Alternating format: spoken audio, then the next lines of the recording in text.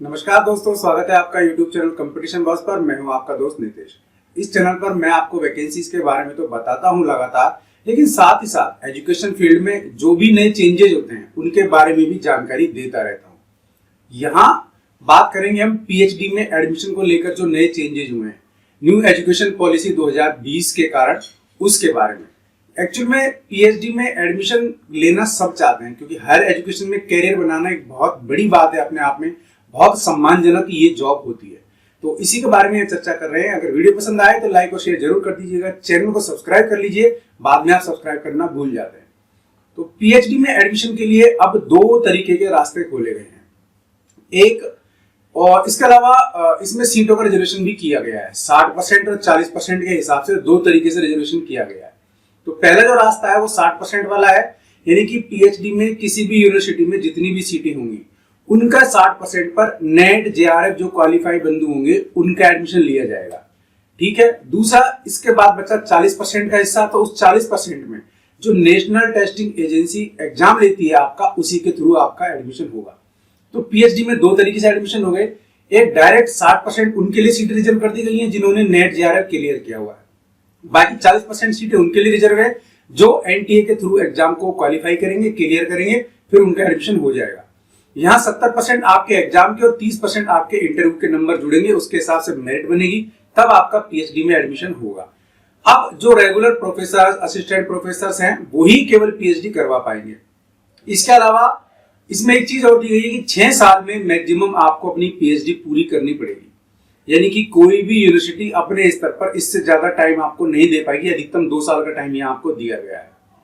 अब जो दिव्यांग हैं या फिर जो महिलाएं हैं उनको 2 साल की अतिरिक्त छूट मिल सकेगी। इसके अलावा 240 दिन की जो महिलाएं हैं, जो मेरी बहन है पीएचडी करना चाह रही हैं, बीच में मान लीजिए उनको प्रेगनेंसी रहती है, तो उनको 240 दिन का ये जो अवकाश है मैटरनिटी लीव, वो भी वहां मिलेगी, लेकिन वो उसमें काउंट हो जाएगी।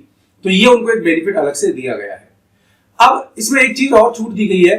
मान लीजिए आप पीएचडी कर लेते हैं और फिर किसी कॉलेज में आप बन जाते हैं शिक्षक और वहां टीचिंग करते हैं, तो रिटायरमेंट के बाद भी आप अपने पेरेंट यूनिवर्सिटी में 70 साल तक पढ़ा सकते हैं। तो ये 10 साल का एक्स्ट्रा बेनिफिट आपको मिल जाएगा। तो यहाँ यानी कि कुल मिलाकर सरकार ये चाह रही है न्यू एजुकेशन पॉलिसी में कि एक तो क्वालिटी पूर्ण, यानी कि क्वालिटी वाली जो एजुकेशन है वो आपको दी जाए और रिसर्च को बढ़ाया जाए। और रिसर्च को जो भी व्यक्ति रिसर्च करता है उस पर सरकार का काफी पैसा भी खर्च होता है, तो सरकार उस रिसर्च का, उस व्यक्ति की जो नॉलेज है उसका पूरा फायदा उठाना चाहती है। इसीलिए रिटायरमेंट के बाद भी पेरेंट यूनिवर्सिटी में 70 साल तक आप एजुकेशन करवा सकते हैं, यानी कि पढ़ा सकते हैं। ये भी नियम यहाँ नया एजुकेशन पॉलिसी में दिया गया है। एक्चुअली में यूजीसी रेगुलेशंस 2022 का जो मसौदा है वो तैयार किया गया है, उसी के तहत ये सब जो चेंजेस हैं वो यहाँ देखने को आपको मिलेंगे। और इसी सत्र से जब एडमिशन आप लेंगे तो ये प्रोसेस चालू हो जाएगा, ये प्रोसेस शुरू हो जाएगा। न्यू एजुकेशन पॉलिसी जब लागू हुई थी 2020 में, मैंने इस पर वीडियोस बनाए थे और कहा था कि 2021-22 से धीरे धीरे इसके फेजेस शुरू हो जाएंगे और 2030 तक ये न्यू एजुकेशन पॉलिसी पूरी की पूरी लागू हो जाएगी। तो अब उसमें जो चेंजेस आने लग गए हैं। अब एमफिल वाले से बात कर लेते हैं, एमफिल के बारे में। तो एमफिल वाला जो कोर्स है वो समाप्त किया जा रहा है। जिन भाई बहनों ने एमफिल कर लिया है अब उनको इंटीग्रेटेड एमफिल पीएचडी वाली डिग्री मिलेगी। तो ये भी चेंज देखने को मिलेगा।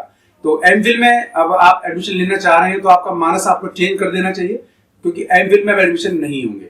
तो पीएचडी में नियम बदल गए हैं और एमफिल के नियम भी बदल गए हैं, यानी कि हायर एजुकेशन का जो सिनेरियो है पूरी तरीके से चेंज हो जाएगा थोड़े ही दिनों में। आपको 2023 तक जो बीएड में एडमिशन है वो भी आपको देखने को मिलेगा। 1 साल, 2 साल, 3 साल वाली और 4 साल वाली, इस तरीके से बीएड भी आपको देखने को मिल सकती है, लेकिन अभी उसमें थोड़ा टाइम लग सकता है।